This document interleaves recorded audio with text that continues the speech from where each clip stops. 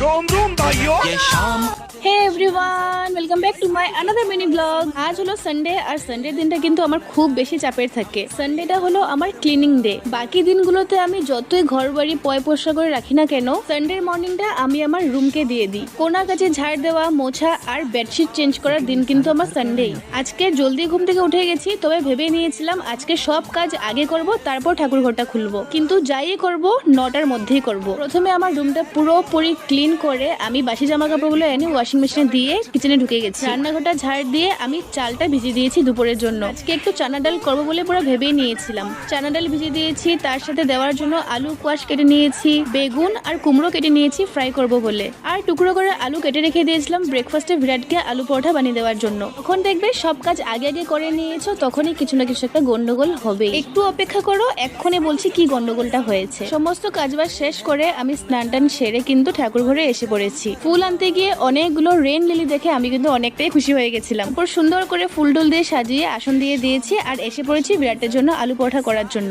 ওকে আলু পরোটা দিয়ে দিয়েছি, আর ভেবে নিয়েছিলাম যে 12টা বাজলে আমি রান্নাঘরে চলে আসবো রান্না করার জন্য। এদিকে বিরাট কিছু জানে না আমি যে সকালে সমস্ত কিছু রেডি করে রেখেছি। হঠাৎ করে আমাকে বললো দুপুরে আজকে কোনো কিছু রান্না করতে হবে না, আমরা লাঞ্চটা বাইরেই করবো। আমি বললাম আমার সমস্ত কিছু রেডি করাই আছে, আমি শুধু রান্নাটা বসানো বাকি। বললো সবকিছু রেখে দাও ফ্রিজে, যা করবে কালকে করবে। বলছে 2-3 দিন বাড়িতে অনেক কিছু খাটাখাটনি করেছো, সানডেটা ঘরে বসে পার করার কোনো দরকার নেই। তোমাদের হাজবেন্ড যদি এত সুন্দর একটা অফার করে তোমরা কি না করতে পারবে? ওর সমস্ত কিছু ফ্রিজে রেখে আমি কিন্তু রেডি সেডি হয়ে চললাম বাইরে লাঞ্চটা করার জন্য। প্রথমে গেছিলাম মানধনিয়া এথনিক রেস্টুরেন্ট। বাইরের জায়গাটা দেখতে যতটাই সুন্দর লাগছে, ভিতরটা কিন্তু এতটাও পরিষ্কার না। সেখান থেকে বের হয়ে আমরা চলে আসলাম রেঙ্গুনিয়া হোটেল। আর বাইরের সাথে সাথে ভিতরটা কিন্তু অনেকটাই পরিষ্কার আর সুন্দর। এখানে খাবার কিন্তু অনেকটাই ভালো। তারপর সেখান থেকে বের হয়ে বাড়ি যাওয়ার পথে আমি একটু ফল আর কাঁচি চুড়ি নিয়ে নিয়েছিলাম গ্রিন কালার, কারণ কাল শ্রাবণ মাসের প্রথম সোমবার আর একটু তো সাজগোজ হবে। তারপর সন্ধ্যার সময় একটু চানা আর আঙ্কেল চিপস খেয়ে খেয়ে কিন্তু আমি লাগিয়ে নিয়েছি মেহেন্দি। মেহেন্দিটা কেমন হয়েছে জলদি জলদি কমেন্ট করে বলো। এটা